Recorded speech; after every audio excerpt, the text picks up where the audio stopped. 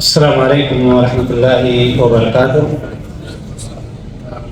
بسم اللہ والحمد للہ والصلاة والسلام علی رسول اللہ وبعد۔ قال اللہ تعالی فی القرآن المجید والفرقان الحمید، اعوذ باللہ من الشیطان الرجیم، بسم اللہ الرحمن الرحیم، علم بالقلم علم الانسان ما لم یعلم۔ قابل احترام صدر اجلاس، فضلائے اہل علم، ذمہ داران جمعیت و جماعت اور سامعین باتنقین، جیسا کہ ہم سب جانتے ہیں کہ آج کا اجلاس ایک روزہ دعوتی و تربیتی سیمینار بعنوان بر صغیر کے مسلمانوں کے مسائل اور ان کا حل کی مناسبت سے منعقد کیا گیا ہے۔ محترم حضرات، آپ سب اس بات سے بخوبی واقف ہیں کہ ہندوستان ایک وسیع ملک ہے۔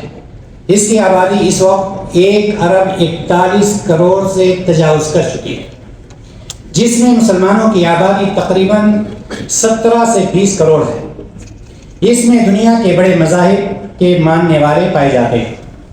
ہندوستان میں مختلف زبانیں بولی جاتی ہیں۔ ہندی اور انگریزی کو سرکاری زبان کی حیثیت حاصل ہے۔ یہاں تہذیب، کلچر، طرز زندگی، رہنے سہنے کے ڈھنگ میں بڑا تنوع پایا جاتا ہے۔ مسلمان پورے ملک میں پھیلے ہوئے ہیں۔ ان سب کا تناسب کہیں کم اور کہیں زیادہ ہے۔ پورے ملک میں مسلمانوں کے چھوٹے بڑے دینی تعلیمی مراکز ہیں جہاں دین کی تعلیم دی جاتی ہے۔ ان میں مرکزی دارالعلوم جامعہ سلفیہ بنارس، جامعہ اسلامیہ فیض عام مغونات بھنجن، جامعہ محمدیہ منصورہ مالیگاؤں، ندوۃ العلماء لکھنؤ، جامعہ اسلامیہ دارالعلوم دیوبند، جامعہ اسلامیہ سنابل دہلی، جامعہ امام ابن تیمیہ مشرق چمپارن بہار اور جامعہ دارالاسلام عمر آباد وغیرہ کو عالمی سطح پر شہرت حاصل ہے۔ ان کے علاوہ بہت سارے چھوٹے بڑے مدارس پورے ملک میں پھیلے ہوئے ہیں جہاں دینی علوم کی تکمیل کا نظم ہے۔ مسلمانوں کی عام تعلیم کے ادارے بھی ہیں، جن میں سر فہرست مسلم یونیورسٹی علی گڑھ اور جامعہ ملیہ اسلامیہ دہلی مشہور و معروف ہیں۔ اسی طرح سے سینکڑوں کالجز جن میں حکومت کا منظور شدہ نصاب پڑھایا جاتا ہے۔ ہندوستان دینی اعتبار سے کیا ہے؟ ہندوستان میں دینی اعتبار سے عقیدے میں بہت ساری خرابیاں پائی جاتی ہیں۔ مثلا فوت شدہ افراد سے دعائیں مانگنا، قبروں پر جا کر نذر و نیاز تقسیم کرنا، مزاروں پر شیرینی تقسیم کرنا یا چڑھانا، قبروں یا آستانوں کے پاس جانور ذبح کرنا، قبروں کا طواف کرنا، قبروں کی طرف ثواب اور تبرک کی نیت سے سفر کرنا، غیر اللہ سے مدد مانگنا، اسی طرح جانوروں کو غیر اللہ کے نام پر چھوڑ دینا وغیرہ، یہ سارے اعمال قرآن و حدیث کے خلاف ہیں اور شرکیہ اعمال ہیں۔ اس سے یہ معلوم ہوتا ہے کہ صحیح عقیدے کی طرف دعوت دینا بالکل ضروری ہے۔ اس وقت سب سے ضروری عمل یہی ہے کہ صحیح عقیدے کی دعوت دی جائے، کیونکہ اس میں کوئی شک نہیں کہ عقیدہ ہر عمل کی قبولیت کی اولین شرط ہے۔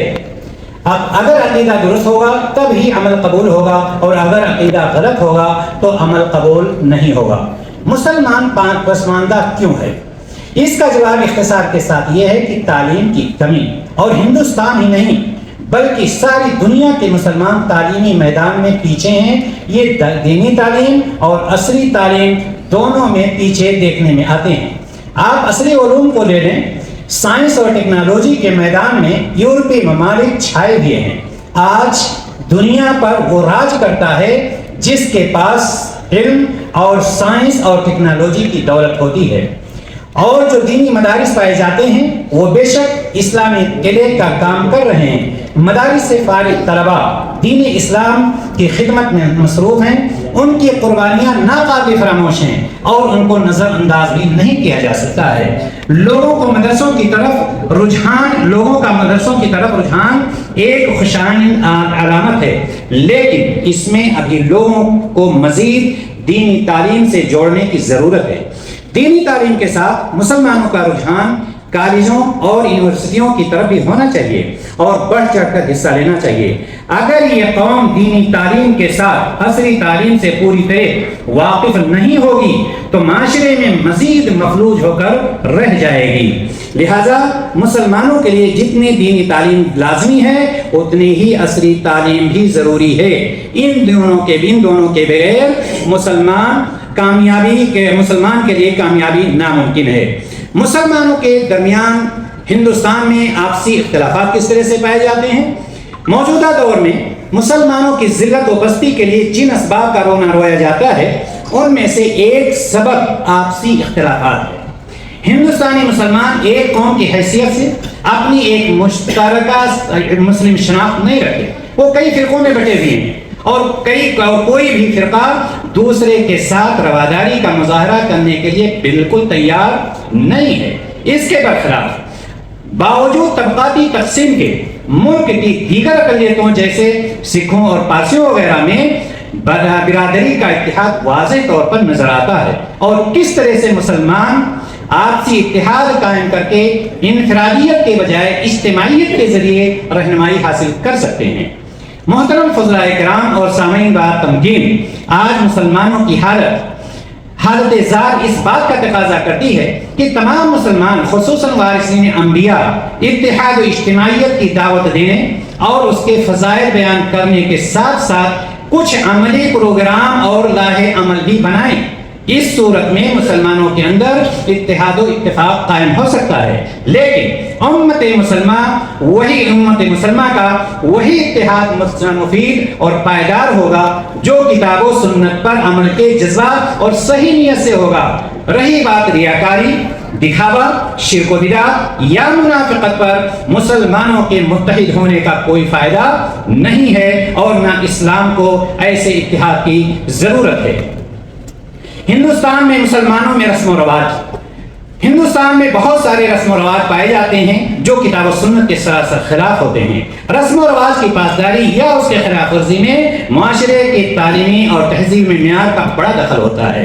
جس معاشرے میں جہالت اور لاشعوری کا غلبہ ہوتا ہے وہاں رسومات کا جادو سر چڑھ کر بولتا ہے، اور جس معاشرے میں بیداری شعور اور تعلیم و تہذیب کا فروغ ہوتا ہے وہاں رسمیں اپنا دم توڑتی نظر آتی ہیں یا توڑنے لگتی ہیں۔ بعض رسموں کا ذکر میں بڑے اختصار کے ساتھ آپ کے سامنے کرنا چاہتا ہوں۔ پیدائش کے وقت ہندوستان میں کیا ہوتا ہے؟ آپ جانتے ہیں کہ عقیقے کے دن بال منڈوانا، بال کے وزن کے برابر چاندی تقسیم کرنا، اچھا نام رکھنا، یہ سارا کام سنت کی روشنی میں خاموشی کے ساتھ بہت آرام سے کیا جا سکتا ہے، لیکن اس سے زیادہ دھیان چھٹی، چلہ اور بے جا اسراف پر کیا جاتا ہے۔ شادی کے وقت، شادی زندگی کا اہم پڑاؤ ہے، لیکن بہت سے لوگ اسے امنگوں اور آرزوؤں کی تکمیل کا موقع سمجھتے ہیں، جس کے لیے طرح طرح کی رسمیں ایجاد کی گئی، جیسے منگنی ہے، مہندی ہے، بارات اور لامتی جہیز وغیرہ۔ موت کے بعد بھی بہت ساری رسمیں پائی جاتی ہیں۔ کسی بھی عزیز یا رفیق کا انتقال پسماندگان کے لیے مشکل مرحلہ ہوتا ہے، اس میں کوئی شک نہیں۔ اس موقع پر مختلف مذاہب اور مختلف علاقوں میں الگ الگ رسمیں رائج ہیں۔ اسلام میں اس طرح سے بہت ساری چیزیں پائی ہیں، اسلام کے خلاف بہت سارے رسم و رواج پائے جاتے ہیں جس کو بالکل اسلام قبول نہیں کرتا ہے۔ اسی طرح سے آپ کو یہ معلوم ہونا چاہیے کہ بہت ساری تنظیمیں ہندوستان میں کام کر رہی ہیں، بہت ساری تنظیمیں کام کر رہی ہیں۔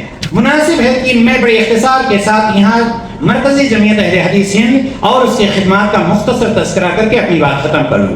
فضیلت الشیخ اصغر علی امام مہدی صفی حفظہ اللہ امیر مرکزی جمعیت اہل حدیث ہند کی رہنمائی میں کئی سالوں سے جمعیت اپنی ذمہ داری نبھا رہی ہے۔ مرکزی جمعیت اہل حدیث ہند ہندوستان میں مسلمانوں کی ایک بڑی اور منظم جماعت ہے جو پورے ملک میں پھیلی ہوئی ہے۔ یہ جماعت الحمدللہ دعوت و اصلاح، تعلیم و تربیت، علم و تحقیق، نشر و اشاعت، تنظیم و احصائیات، تعمیرات اور رفاہ عامہ جیسے اہم محاذوں پر بھرپور جد و جہد کر رہی ہے الحمدللہ۔ اختصار کے ساتھ چند چیزیں ان کی اور میں آپ کے سامنے لانا چاہتا ہوں۔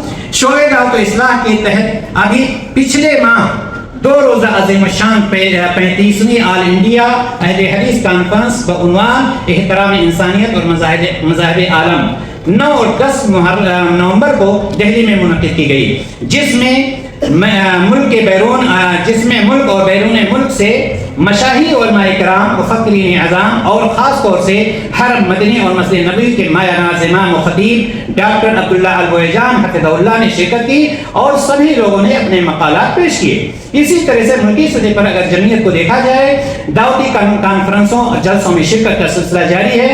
دہلی و مضافات کی مساجد میں خطبات جمعہ اور دروس کا اہتمام کیا جاتا ہے، اور پورے ملک میں دعات و مبلغین دعوتی دورے پر مسلسل چل رہے ہیں۔ شعبہ تعلیم میں اگر جمعیت کو دیکھا جائے تو تعلیم و تربیت کے تحت تدبیر نصاب کا کام جاری ہے۔ چمن اسلام و دیگر نصابی کتابیں بڑی تعداد میں شائع ہو چکی ہیں۔ افتاء اور دعوت کے معاملے میں دیکھا جائے 2 سالہ ٹریننگ کے لیے دہلی میں المعہد العالی قائم ہے۔ پورے ملک میں پھیلے ہوئے مدارس اور تعلیمی اداروں کے پروگراموں میں بھی شرکت کا سلسلہ برابر جاری ہے۔ سال میں 1 مرتبہ جمعیت آل انڈیا مسابقہ حفظ و تجوید و تفسیر قرآن کا انعقاد عمل میں آتا ہے۔ اسی طرح سے شعبہ تنظیم کے تحت صوبوں میں شعبہ علم و تحقیق لے لیجیے کے تحت کئی اہم پروجیکٹوں پر کام ہو رہا ہے، جن میں خاص طور سے فتاوی شیخ الحدیث عبید اللہ رحمانی مبارک پوری رحمہ اللہ اور مختصر جامع تاریخ اہل حدیث قابل ذکر ہیں۔ اسی طرح سے آپ کو یہ بھی معلوم ہونا چاہیے کہ شعبہ نشر و اشاعت میں کے ذریعے انسائکلوپیڈیا آف قرآن ہندی میں، تاریخ ختم نبوت کی 5 جلدیں، یہ سارا کام ہو چکا ہے۔ ترجمان ہندوستان کا ایک مشہور 15 روزہ جریدہ بن چکا ہے۔ اسی طرح شعبہ رفاہ عامہ کے تحت ملک کے مختلف گوشوں میں آفات سماویہ کے موقع پر ریلیف کا کام کیا جاتا ہے، اور تمام اہم قومی و ملی معاملات میں بھی مرکزی جمعیت اہل حدیث سرگرم رہتی ہے۔ اللہ تعالیٰ سے ہم مرکزی جمعیت اہل حدیث ہند اور ہندوستان کی تمام اسلامی تنظیموں کو مل جل کر اتحاد و اتفاق کے ساتھ کتاب و سنت کی روشنی میں اخلاص کے ساتھ دین کی خدمت کرنے کی اللہ تعالیٰ سے ہم دعا کرتے ہیں، اور ہم یہ بھی دعا کرتے ہیں کہ اللہ تبارک و تعالیٰ ہندوستان سے بلکہ ساری دنیا کے مسلمانوں کے حالات کو صحیح کر دے۔ بارک اللہ فیکم۔ السلام علیکم ورحمۃ اللہ وبرکاتہ۔